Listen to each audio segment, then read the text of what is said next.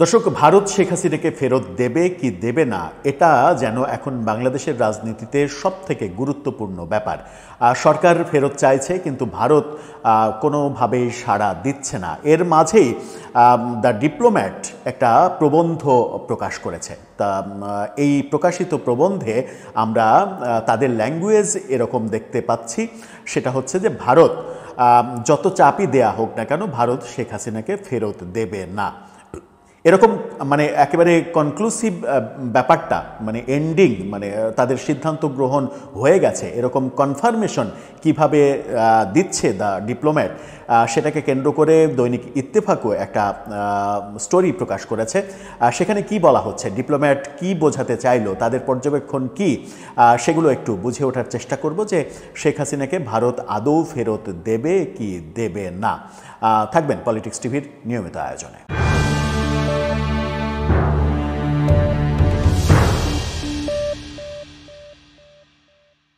দর্শক, বলছিলাম দ্য ডিপ্লোম্যাটের প্রবন্ধের কথা। তারা শেখ হাসিনা এবং ভারত সম্পর্কে একটা প্রবন্ধ প্রকাশ করেছে, সেটা খুবই গুরুত্বপূর্ণ। তাদের অবজারভেশনে এটা উঠে এসেছে যে ভারত কোনোভাবেই শেখ হাসিনাকে ফেরত দিতে চায় না।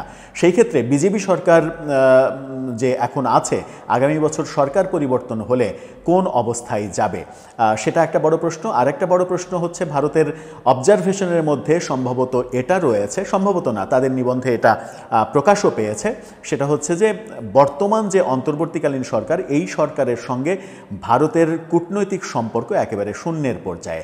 কোনোভাবেই এই সরকারের আমলে এই ব্যাপারে কোনো সিদ্ধান্ত ভারত নিতে চায় না। কি বলছে ডিপ্লোম্যাটের নিবন্ধ?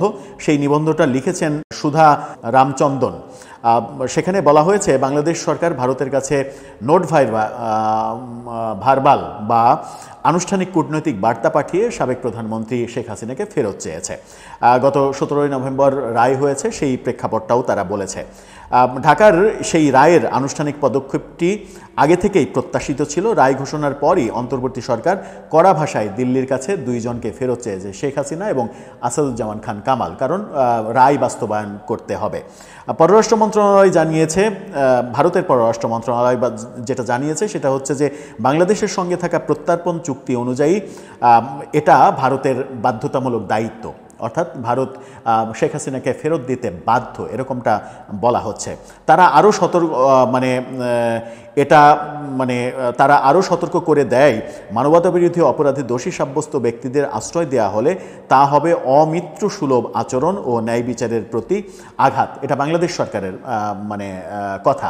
বাংলাদেশ সরকার এভাবেই চিঠি পাঠিয়েছে যে ভারত তাকে দিতে যেমন বাধ্য, তেমনি এটা যদি না দেয় তাহলে এটা বন্ধুত্বমূলক ব্যবহার হলো না, এটা শত্রুতামূলক ব্যবহার হলো।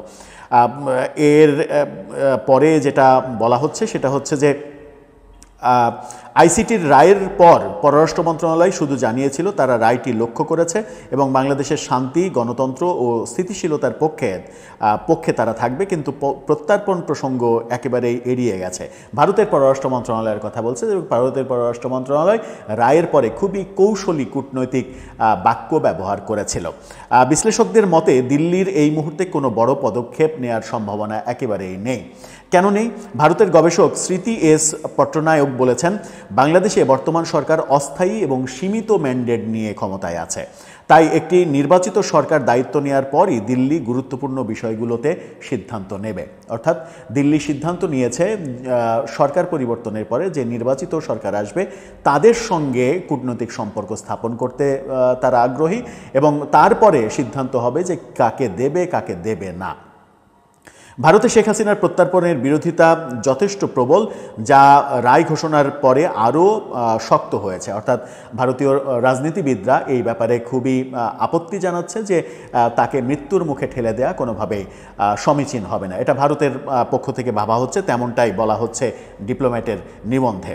ভারতের রাজনৈতিক দলগুলো দীর্ঘদিন ধরে আওয়ামী লীগ এবং শেখ হাসিনার পরিবারের সঙ্গে ভারতের যে ঐতিহাসিক সম্পর্ক, সেই ঐতিহাসিক সম্পর্কগুলোকে ভারতের রাজনৈতিক দলগুলো লালন করে। পারে। এখন বিজেপি ক্ষমতায় রয়েছে, এর আগে কংগ্রেস ক্ষমতায় ছিল এবং ৭১-এ মহান মুক্তিযুদ্ধের সময় কংগ্রেস যে পার্টি তারা ক্ষমতায় ছিল ইন্দিরা গান্ধীর নেতৃত্বে, তারা কিন্তু বাংলাদেশে মুক্তিযুদ্ধে ব্যাপক অংশগ্রহণ করেছে এবং সহযোগিতা করেছে। তারপরে আমরা দেখেছি ৭৫-এর পট পরিবর্তনের পরে শেখ হাসিনা এবং রেহানাকে তারা আশ্রয় দিয়েছে। সুতরাং বিজেপির সঙ্গে সম্পর্ক শেখ হাসিনা কিংবা শেখ পরিবারের এটা ঠিক না। ভারতের বড় দুইটা দলের সঙ্গেই বন্ধুত্বপূর্ণ সম্পর্ক তারা তৈরি করেছে, যার ফলে এই বন্ধুকে মৃত্যুদণ্ডের মুখোমুখি পাঠানো ভারতের জন্য রাজনৈতিকভাবে স্পর্শকাতর, এটা ডিপ্লোম্যাট বলার চেষ্টা করছে। ২০১৩ সালের প্রত্যর্পণ চুক্তি থাকলেও ভারত চাইলে রাজনৈতিক চরিত্রের অপরাধ ধারা ব্যবহার করে প্রত্যর্পণ করতে অস্বীকৃতি জানাতে পারে। অর্থাৎ ভারতের কাছে সুযোগ রয়েছে এটা অস্বীকার করা, না পাঠিয়ে চুপচাপ থাকার, যেহেতু এটা রাজনৈতিক মামলা, এভাবে তারা বিচার করতেই পারে। এরই মাঝে আমরা হিউম্যান রাইটস ওয়াচকে দেখেছি, তারা তাদের অবজারভেশনে বলেছে যে ভারত যেন মৃত্যুদণ্ডের মুখে কাউকে ঠেলে না দেয়। এই যে ব্যাপার, মানে দ্য ডিপ্লোম্যাটের দক্ষিণ এশিয়া বিষয়ক সম্পাদক যে প্রতিবেদনটা লিখলেন, যে নিবন্ধনটা লিখলেন, সেখানে বলা হচ্ছে আরও বাংলাদেশে ভারতের অর্থনৈতিক ও নিরাপত্তা বিষয়ক স্বার্থ অনেক বড়, তাই ২০২৬ সালের ফেব্রুয়ারির নির্বাচনের আগে দিল্লি খুবই সতর্ক অবস্থায় থাকতে চাইছে। নির্বাচিত সরকারের সঙ্গে তারা আবার সম্পর্ক তৈরি করতে চায়, দীর্ঘদিনের যে সম্পর্ক সেই সম্পর্কটা তারা নষ্ট করতে চায় না, কিন্তু আপাতত সিদ্ধান্ত শেখ হাসিনাকে তারা ফেরত দেবে না। দর্শক, আপনার কি ভাবনা জানিয়ে লিখতে পারেন আমাদের কমেন্ট বক্সে।